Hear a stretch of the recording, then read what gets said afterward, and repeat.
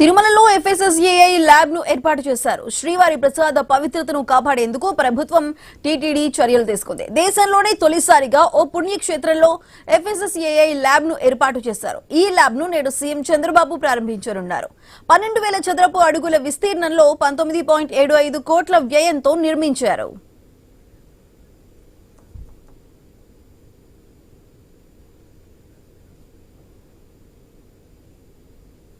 తిరుమల పుణ్యక్షేత్రంలో FSSAI lab ను ఏర్పాటు చేశారు. మరి దీనికి సంబంధించి పూర్తి డీటెయిల్స్ మా ప్రతినిధి గోపినాథ్ అందిస్తారు. గోపినాథ్, చెప్పండి, తిరుమలలో ఏర్పాటు చేస్తున్న దీనికి ల్యాబ్ కి సంబంధించి, ఫుడ్ సేఫ్టీ ల్యాబ్ కి సంబంధించి సీఎం చంద్రబాబు ఓపెన్ చేయబోతున్నారు, ప్రారంభించబోతున్నారు. ఇందులో ఉండే ఫెసిలిటీస్ ఏంటి, మరి దీనికి సంబంధించిన అప్డేట్స్ ఏంటి?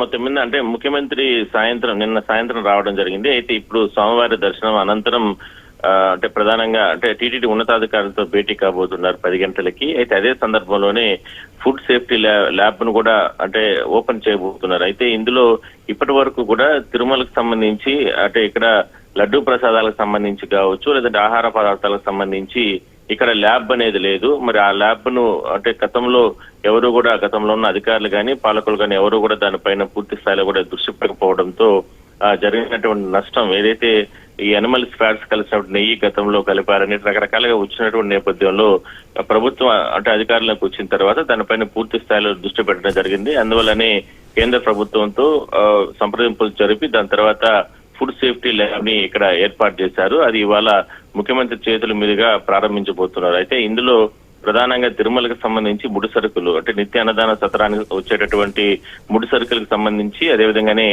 ఇట్లా నెయ్యి, లడ్డూ ప్రసాదాలకు అంటే వాడేటటువంటి నెయ్యి, ఇట్లాంటివన్నింటినీ కూడా అంటే ఫుడ్ సేఫ్టీ ఉన్నటువంటి సిబ్బంది వీళ్ళందరూ కూడా దాన్ని పూర్తి స్థాయిలో తనిఖీలు చేసిన తర్వాతనే అంటే ఆహార పదార్థాలకు వినియోగిస్తారు. అదే కాకుండా తిరుమలకు సంబంధించి ప్రతిరోజు 1,00,000 మంది భక్తులు ఇక్కడికి వస్తూ ఉంటారు కాబట్టి ఇక్కడ తిరుమలలో అంటే చిన్న ఫాస్ట్ ఫుడ్ సెంటర్ల నుంచి పెద్ద హోటల్స్ వరకు ఉన్నాయి.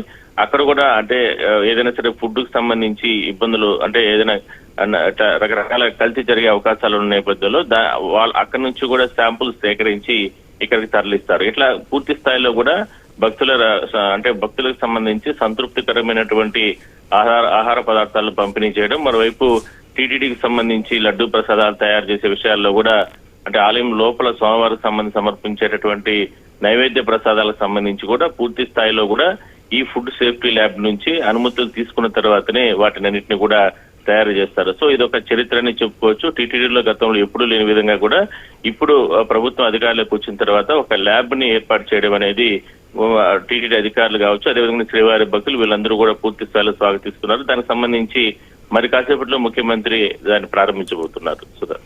Right Gopinath, thank you.